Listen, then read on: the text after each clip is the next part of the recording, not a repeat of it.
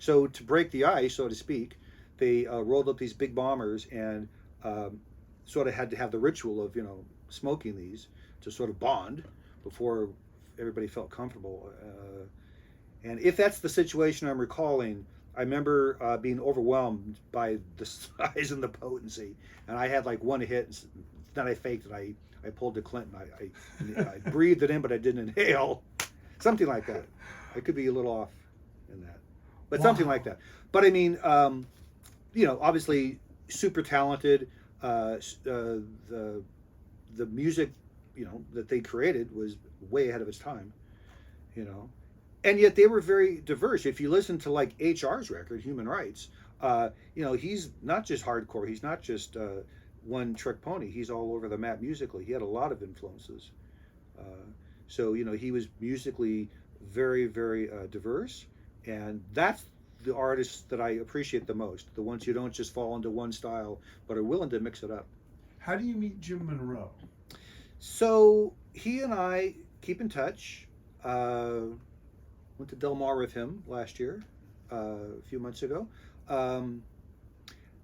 As I recall, and I think we might have shared the story, he contacted me just the way people used to do back then when you're looking for an internship, something along those lines. I think he was a TV cable repairman or something to that effect.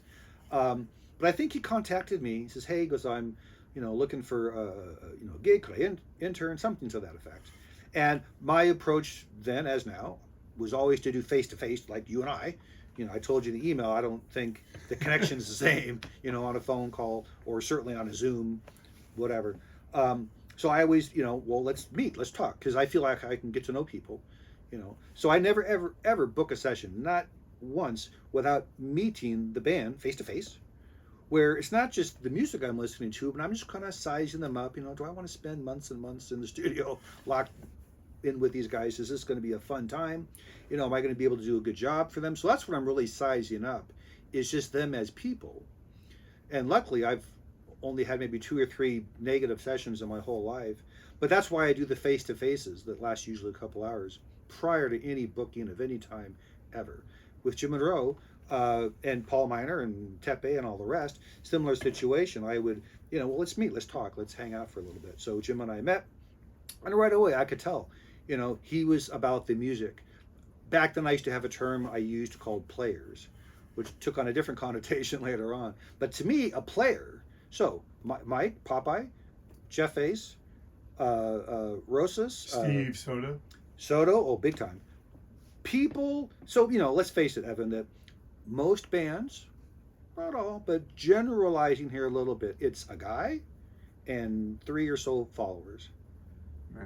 But to keep the band together, you can't ever admit to that. It always has to be this illusion that it's all for one, one for all, and everybody's equal, but it's never that way. So quickly I could identify who the player, and some bands had 2 or 3 maybe, Mind Over 4 was that way.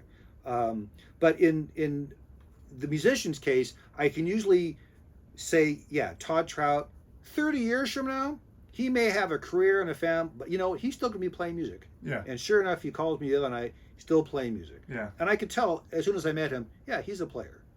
This is in his blood. You can't, strip it out. It doesn't go away. Right. It's not a phase. Not a phase. So when I met Jim Monroe, I pegged him also as a player. Like, he's into the music. You probably know he's a drummer. Yeah. Not just a talented guy behind the board.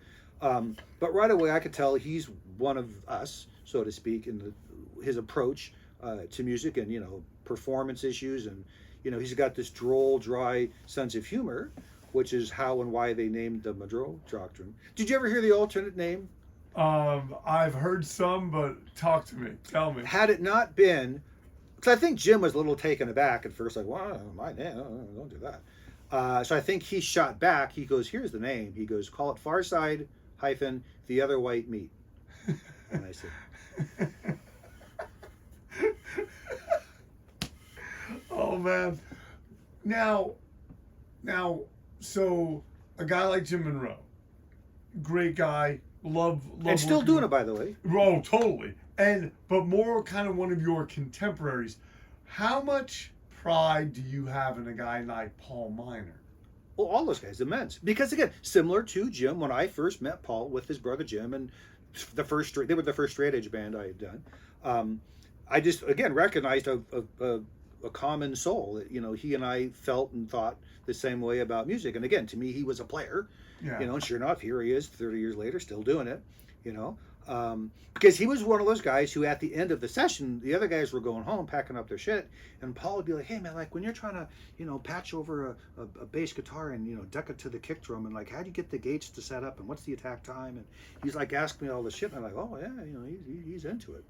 There's one of his interns from back then, you maybe don't know him, a fellow named DB. To this day, he still calls me up every holiday and wants to take me out for a dinner just to reminisce and catch up on old times. And he actually went off and got a great career in the film industry. So he's still working in the creative arts. But yeah, all those relationships, that we started back then are still intact to this day. And that's really, not to sound too cornball, but that's the greatest reward. Yeah. Is having those lifelong bonds with those people. Even as I said, the two guys that I met with the other night, I hadn't seen in 30 years or whatever. It was like we hadn't not stopped seeing each other. We were still on the same wavelength, connected right away. So that you can't put a price on. And that's why when I kind of goof on the whole not ever taking a day off, this isn't a job. This isn't work. This is something that, when I wake up in the morning, I'm like, oh, what can I work on now? This is like fun. I'm going to have this to do or that to do. And so it's that excitement that keeps people energized and feeling good about their place in life and enjoying what they do. And so for Paul and Jim, I think they feel the same thing, that it's exciting for them. So I'm thrilled. How much of an impact? Because when the pandemic came, I don't know if you saw this, I did a tiny documentary on For the Record. I called it a scene stop. But when I came here, there was a guy, one of your guys that's connected to the buildings that does another business. And I was like, hey, is E still here? And he kind of goes, can you describe him? And I described you as best I could. I go, he's always wearing black. And he goes, oh yeah, I see him come in at night.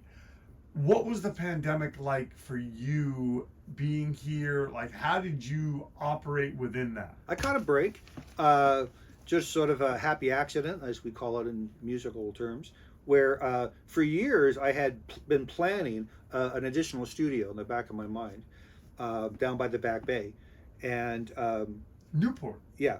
And so I knew that it could be a great studio. It had high vaulted wooden ceilings, got great acoustics. There's no neighbors on three sides, and I had all this high-end audiophile style equipment, which, by the way, I did try to install here when I first came to For the Record all those decades ago. I had like really high-end Infinity speakers, which are really great sounding, little bookshelves, where these Yamahas are now. And band after band would be like, well, dude, like, where's your Yamahas? That will sound like crap. You don't want to.